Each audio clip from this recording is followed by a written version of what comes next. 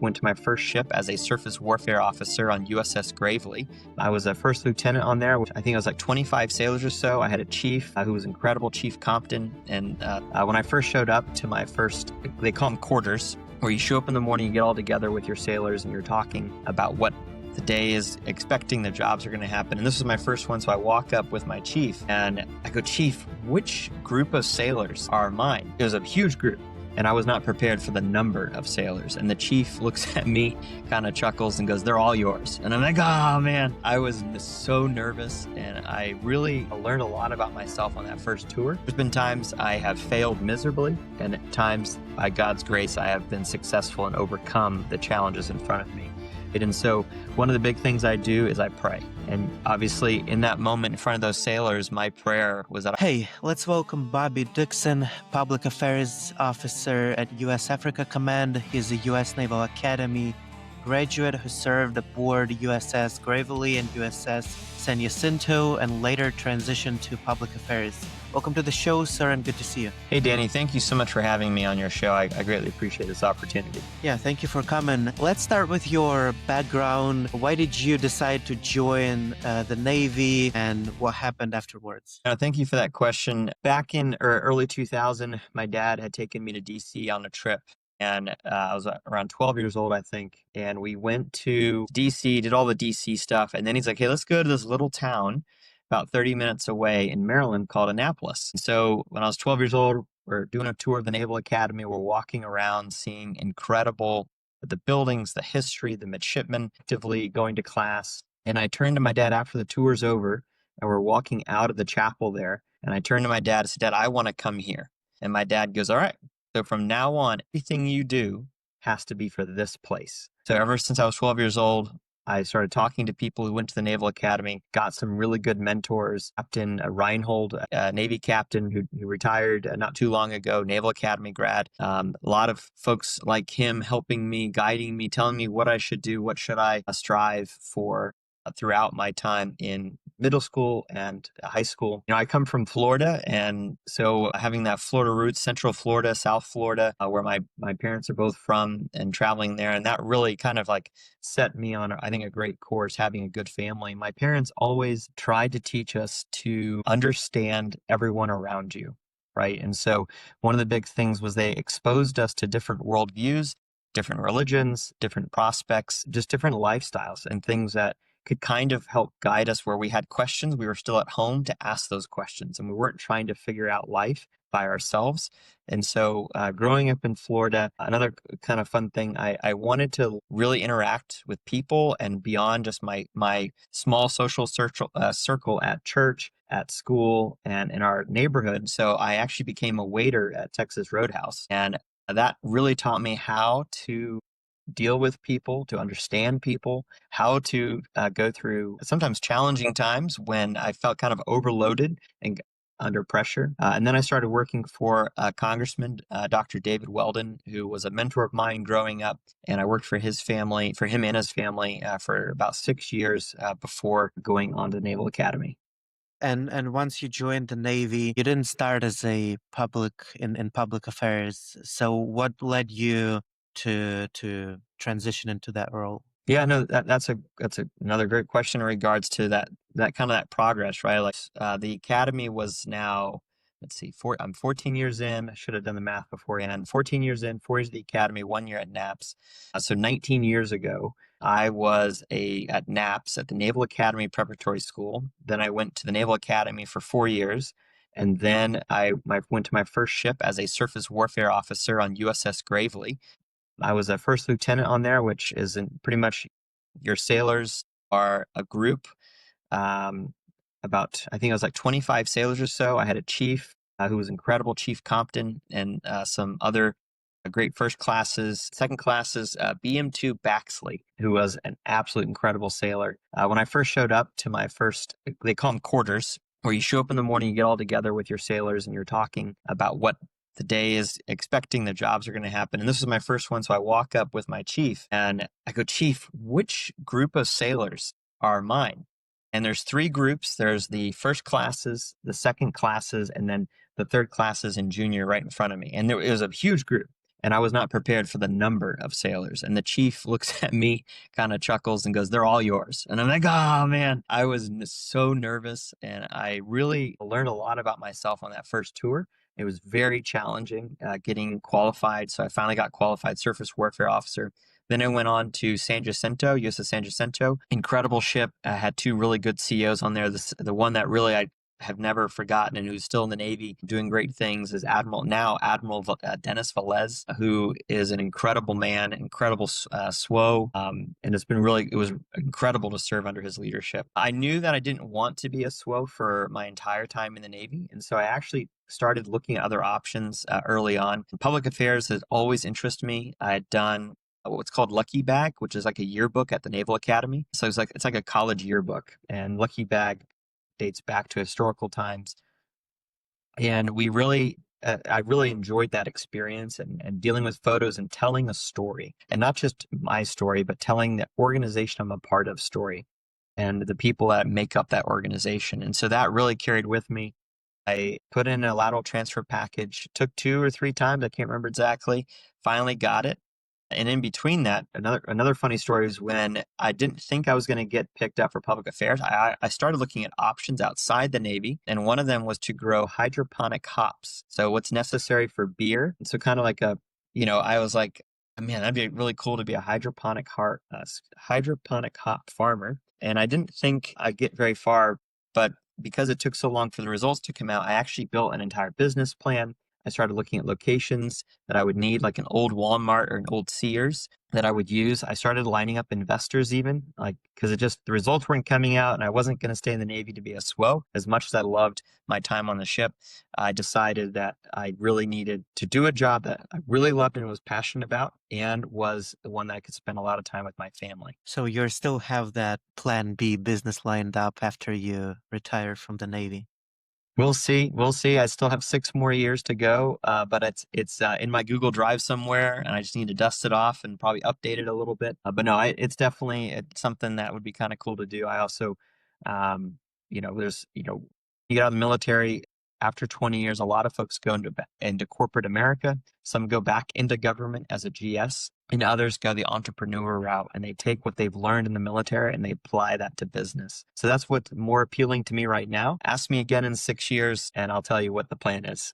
Yeah, and I spoke with many veterans who have transitioned into either entrepreneurship or government or something else. So I've seen how those specific military skills can be applied to corporate America or to business or anything else. So definitely a lot of value there. And going back to that initial, situation where you figured out how many sailors you will lead, that wasn't an easy environment to be in. And I definitely want to explore how to stay calm under pressure and in those moments where there is a situation in front of you. You can't run away from that. You have to deal with that. Yeah. So how do you deal with that, and maybe some advice that you can share with the listeners in similar situations? Yeah, no, throughout, 14 years in the Navy and then 4 years at the Academy, both of those scenarios, having to learn how to stay calm,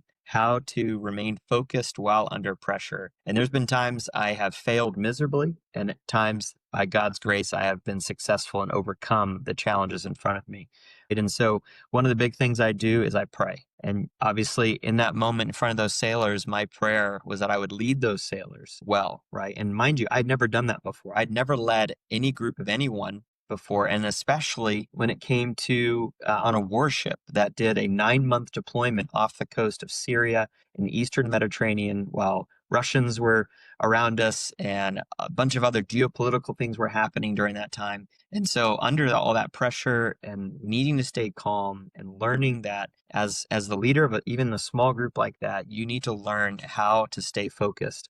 And my chief, again, Chief Compton, who I think retired as a senior chief, really did a good job helping me out. There was other officers, my ops officer on there, Lieutenant Thad Tasso, incredible man, really helped kind of mentor me and help correct my course whenever I was going off.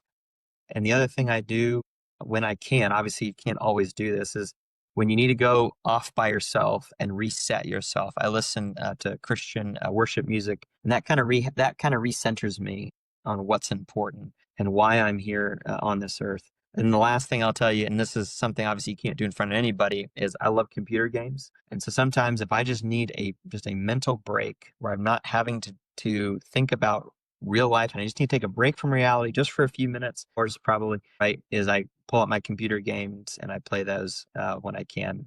So whether it's prayer or video games or maybe something else, it all comes down to finding peace and kind of calming yourself down in a way where your mind and your body can operate more rationally. So are you saying that basically the advice here is to first make sure that you're in a good place mentally, and then it's much easier to lead others successfully? Or do you want to add anything to this? Yeah, no, and that's a great point, right? So all leaders have to take care of themselves, right?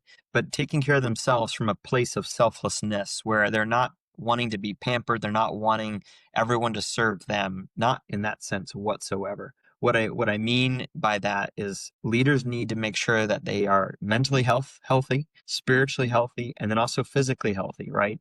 So that's where, working out, reading books, and then also, and, for those that are religious, praying and stuff and having that time of talking it out with God or with family, with friends and mentors. Yeah, yeah, it definitely resonates with me in my personal life. I didn't used to go to church or even pray, but maybe half a year ago I started reading the Bible, and now I go to church every week. And that helped me a lot, stay calm in turbulent times and then, deal with uncertainty. So it's definitely very helpful. I would definitely. Oh, that's great to hear, Danny.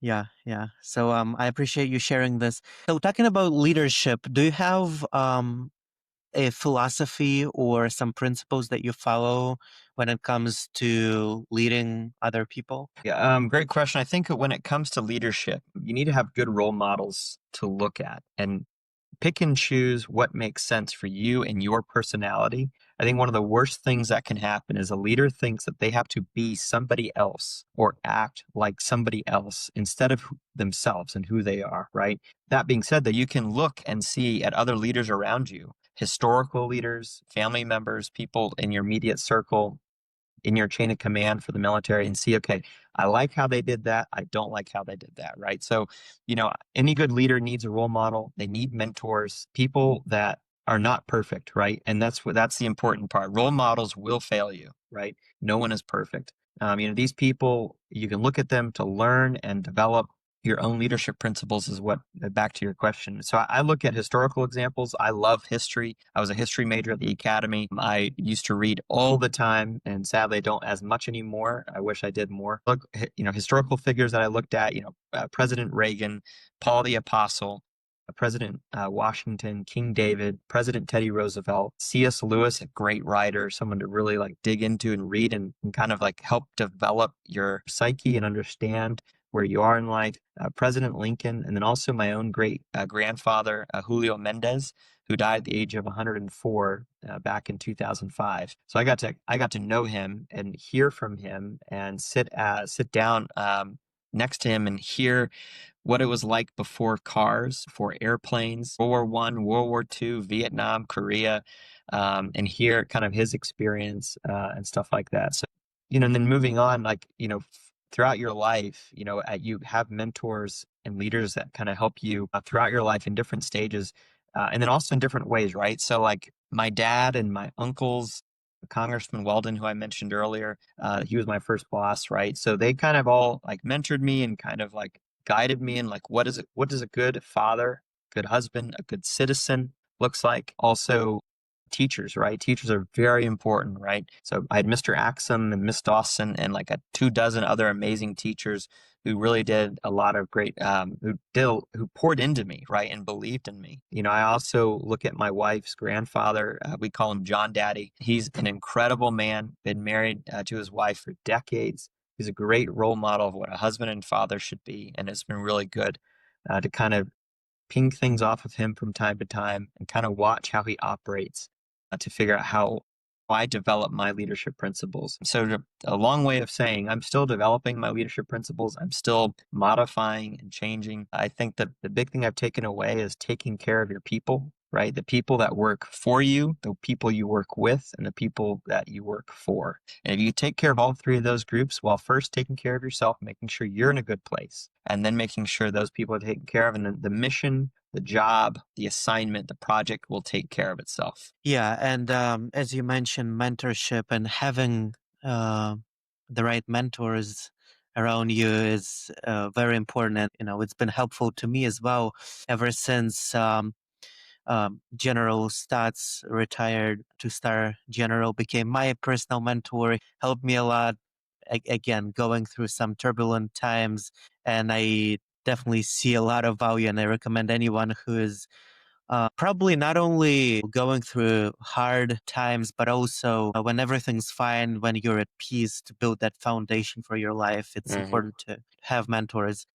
Do you think it's and this is probably another question, this idea that you become an average of people who you surround yourself with. Do you think it's that influence that mentors have because they, you talk to them maybe every week or something like that, and it kind of changes you? Or do you think that it's more about learning and asking questions, or why mentors have such a profound impact on people? I think the answer is all the above, right? So there are times that mentors are your boss that you work for, and you're learning from them. You're learning how they operate. You're seeing them make decisions. And I think that's the cool part is I've had the great privilege of being in the room when decisions are made and leaders are having conversations and leaders are having discussions that sometimes get heated. And you can see how the principal, the guy in charge, the lady in charge, when they make that decision, right? And how they make it and then how they roll out and knowing that people don't agree with them, right? So that's one aspect. Other mentors, and I'll give an example. Colonel Ripley was a Vietnam veteran who was a member of the 1962 Naval Academy class. And we got to meet him when I was at NAPS, the Naval Academy Preparatory School in Rhode Island. And then I also got to meet with him a few times right before he passed away while I was at the Naval Academy and actually went to his funeral. But he's a mentor that I maybe spent a total of 30 minutes with, right? Like this, right? Like, or not like this, but like face-to-face conversation with him. And then the rest of that mentorship, right, was me reading about him, me reading about speeches that he gave and talked to. So he probably, if he was still alive today, he probably wouldn't remember me, right? 30 minutes over the course of like a 2-year period total.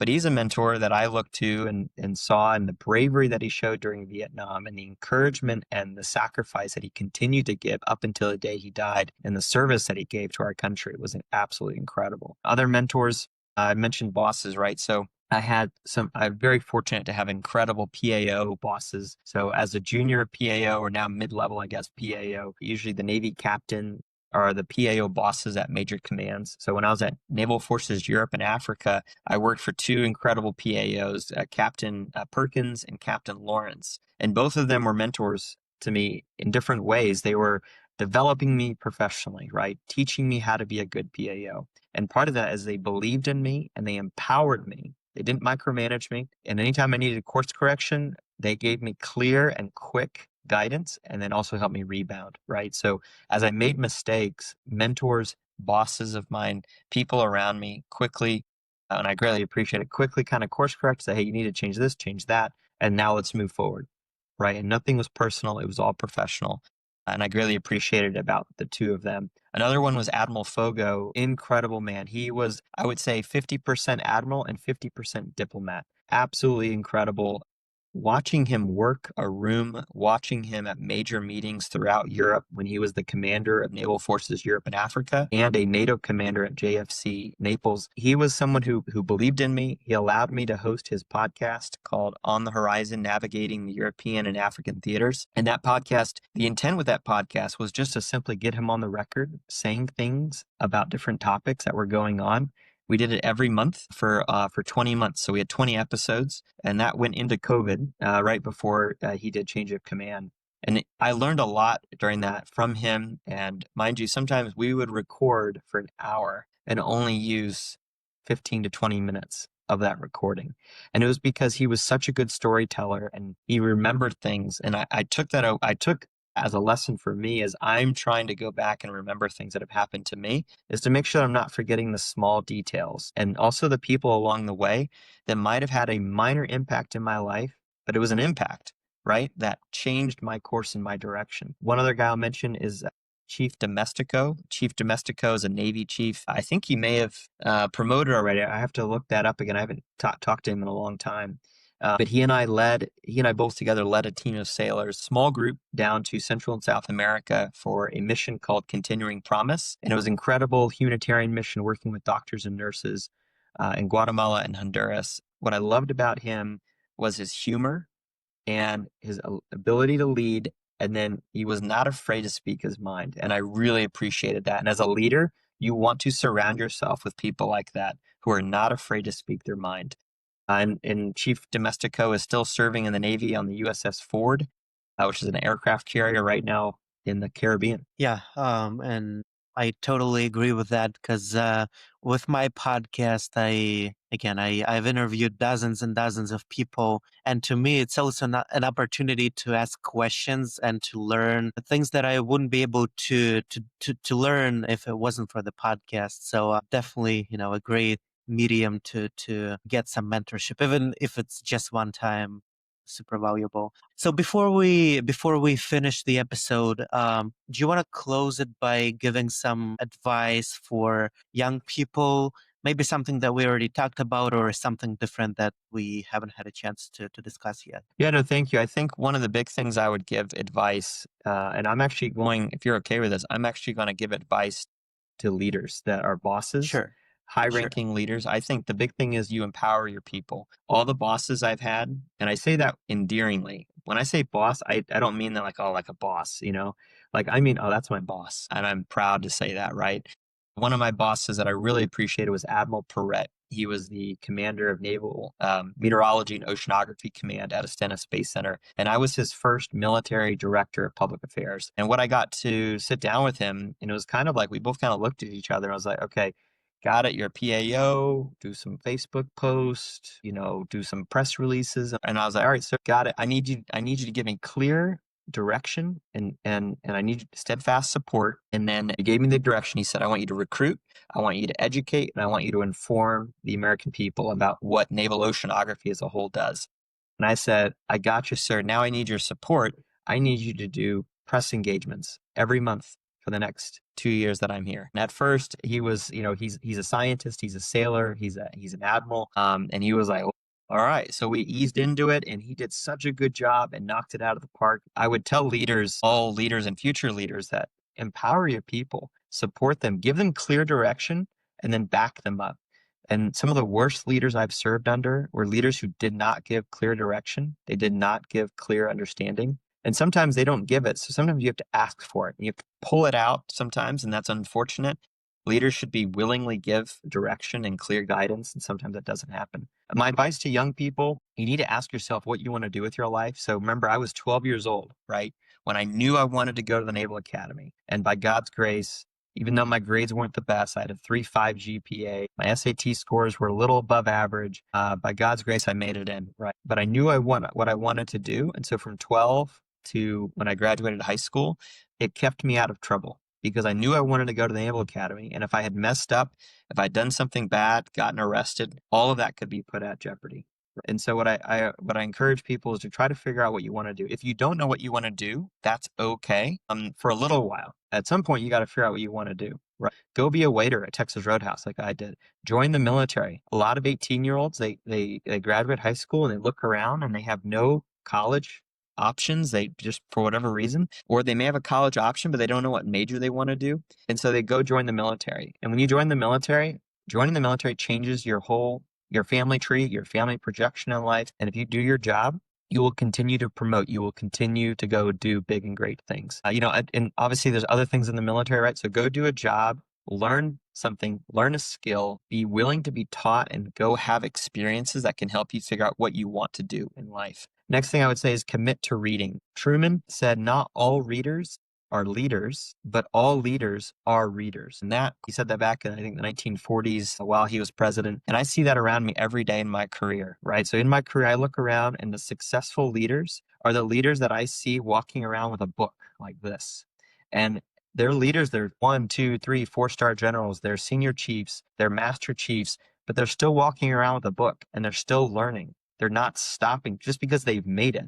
Just because they've become the top of whatever they can be, they're still reading, right? And there's a reason why they're there in those positions. So I'd say read, read, read. And I need to take my own advice. I'm a horrible reader, just to be honest. I read at work tons and tons of emails, and I do tons of other work for organizations I'm a part of. And the challenge is that at the end of the night, when I'm laying there, I don't want to read. I want to go to bed, right? Or I just want to do something mind numbing, right? And so that's advice that I need to take myself. Another thing is taking breaks from social media and the news. I think so much of our anxiety and depression and the challenges of life around us are that because we are consumed by it, right? You can't turn on a screen without getting sucked into some sort of bad news story or someone looking better than you or someone having something that you don't have, right? Which hurts self-esteem and stuff like that. So turn it off every once in a while. I'm not saying unplug completely, but take breaks from it.